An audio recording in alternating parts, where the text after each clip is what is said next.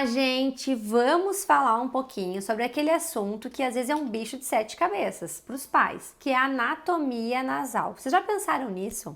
Vocês sabem onde estão os cornetos, onde está a adenoide, onde mora o septo nasal?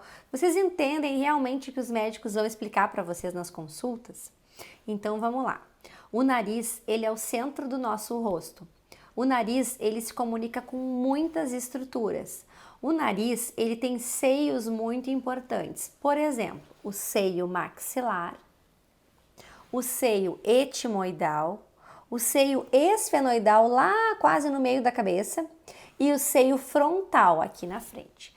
Esses seios, eles contêm ar e assim deve ser. Eles vão se comunicar dentro do nariz por buracos, que em medicina a gente chama de meatos. Muitas vezes esses buracos, esses meatos, estão obstruídos por meleca, por alteração anatômica, e aí a gente começa a acumular secreção dentro dos nossos seios, do seio maxilar, do seio frontal, do seio etimoidal e lá dentro da cabeça, atrás dos olhos, do seio esfenoidal. Então, vocês têm que entender que dentro do nariz vai drenar um monte de secreção vinda desses seios da face. Eu vejo que no jargão popular, que na linguagem que os pacientes falam por aí, tudo eles chamam de carne esponjosa dentro do nariz, mas não é bem assim. Vamos por partes. O que é a famosa carne esponjosa? Que todo mundo fala da carne esponjosa é a adenoide. A adenoide é um tecido linfóide, ou seja, é um tecido de defesa que nós temos, que ele aumenta de tamanho dos 2 aos 8 anos. Esse tecido, ele não tem problema nenhum quando ele aumenta um pouquinho, mas quando ele começa a ocupar mais de 60% do espaço, ele começa a secretar, acumular a secreção e atrapalhar a respiração do nariz. Vocês sabem onde fica a adenoide? A adenoide fica no fundo do nariz, entre o nariz e a boca. Nesse modelo, nessa maquete, eu vou mostrar para vocês onde está a adenoide. Olha só, aqui, ó. Lá no fundo do nariz, na estrutura mais posterior, mais para trás. Muitas crianças começam a acumular meleca aqui na adenoide, começam a fazer um acúmulo de secreção nessa região. E quando essa meleca pinga na garganta, lá perto das pregas vocais, essas crianças vão ter o quê? O reflexo da tosse.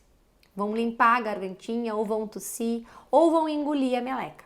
Então aqui, lá no fundo do nariz, que vai morar a adenoide.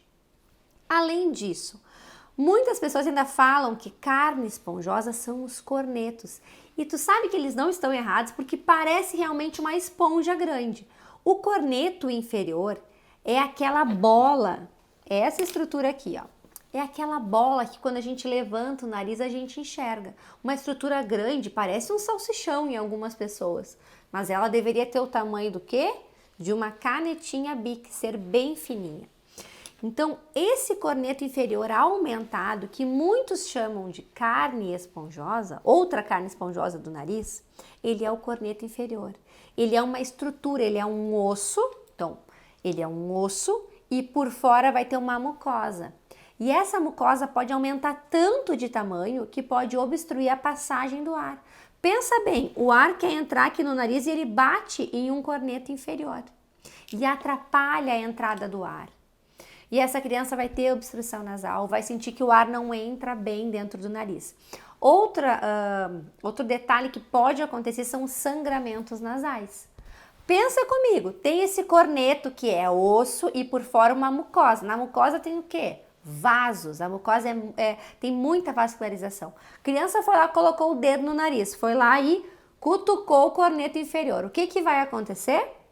Vai sangrar. Vai ter um sangramento nasal. Ou ela foi lá e cutucou o septo, que é essa estrutura ósseo-cartilaginosa, osso e cartilagem que fica no meio do nariz, que divide as duas entradas, fossa nasal direita e fossa nasal esquerda, que é dividida pelo septo. Quem é que recobre esse septo, essa estrutura linda que é feita de osso e cartilagem? É a mucosa. Então o nariz tem mucosa do septo, o nariz tem mucosa nos cornetos, o nariz tem muita mucosa. E o que tem nessa mucosa, gente? Lembra? O que tem nessa mucosa? Tem cílios. Tem todo um aparelho ciliar de batimento de cílios, que vão fazer a limpeza do nosso nariz, que vão fazer o aquecimento do nosso nariz, que vão fazer toda uma hidratação fundamental nasal. Então, toda a estrutura nasal, ela tem uma razão de ser. A gente não pode simplesmente ir lá e arrancar um corneto inferior, porque senão a gente vai começar a formar o quê? Crostas no nariz. O nariz vai ficar com um ar que não vai ficar devidamente aquecido. Então, esse é o corneto inferior, tá? Então, corneto inferior aqui e lá no fundo do nariz a estrutura chamada adenoide. Quem que a gente tem também que é muito importante dentro do nariz? A concha média. Essa concha média, às vezes, ela é acometida por rinossinusites crônicas, por pólipos, que são estruturas que atrapalham a respiração nasal. Então, ela também pode ser acometida por algumas doenças, mais raramente nas crianças, mas também pode acontecer. Então, quando a gente entende essas estruturas, a gente vê que não é simplesmente tirar estruturas nasais, a gente precisa conhecê-las um pouquinho melhor, tá? Além disso, existem outras estruturas dentro do nariz, mas são estruturas que a gente usa mais na questão cirúrgica e mais em pacientes adultos. De uma maneira geral, a gente precisa conhecer o septo nasal, que é formado por osso e cartilagem, as conchas nasais inferiores, que é a primeira estrutura que vocês vão enxergar quando olharem o nariz do filho de vocês, e a concha nasal média, que é uma estrutura mais superior que vocês vão enxergar num exame do nariz utilizando apenas o dedo de vocês e uma luzinha do celular, tá? Além disso, a adenoide. A adenoide, vocês acham que vocês conseguem enxergar olhando o nariz do filho de vocês? É claro que não. Para enxergar a adenoide, a gente precisa realizar um exame chamado videonasofibrolaringoscopia, que é realizado no consultório do otorrino. É esse exame que vai olhar a adenoide, vai ver o tamanho dela, se ela está obstruindo a passagem do ar. A adenoide mora num local chamado de coana. É lá na coana que mora a adenoide. Se a coana está cheia de adenoide, como que o ar vai passar por aqui e vai descer até o pulmão?